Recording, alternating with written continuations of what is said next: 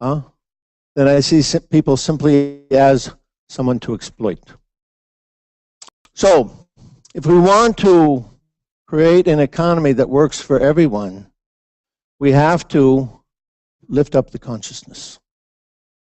At least the number of, say the percentage of people who are participating in the economy, if they lift up their consciousness, then it can shift the balance.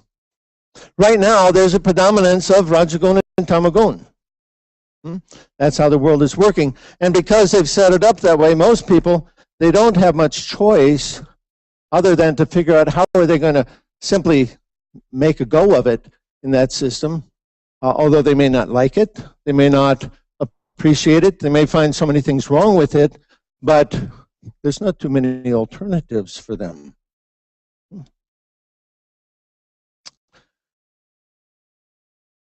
In order to shift the balance, we have to lift up the consciousness. Now, there's several ways that can be done. That main idea is that we have to come to sattva. So there's several ways to do that.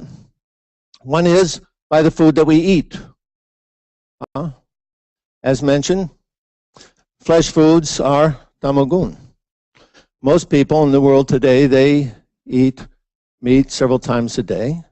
And the result of that is it keeps the consciousness of tamagun.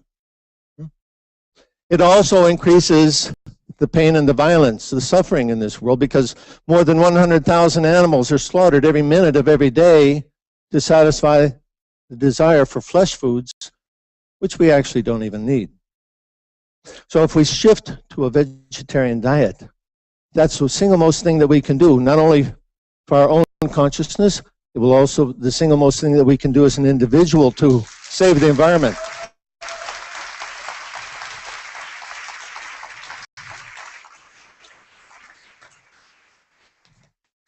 Another thing that we can do is yoga.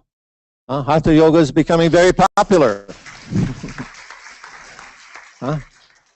People who practice hatha yoga, they find themselves feeling, they have a sense of well-being that they didn't experience before. And they just think perhaps that it's the exercise that it's in itself, but actually what they're doing is experiencing the reaction of sattva gun. It gives this sense of well-being, this sense of happiness. So simply by engaging in hatha yoga, one can shift their consciousness higher into sattva. And then the third way is mantra.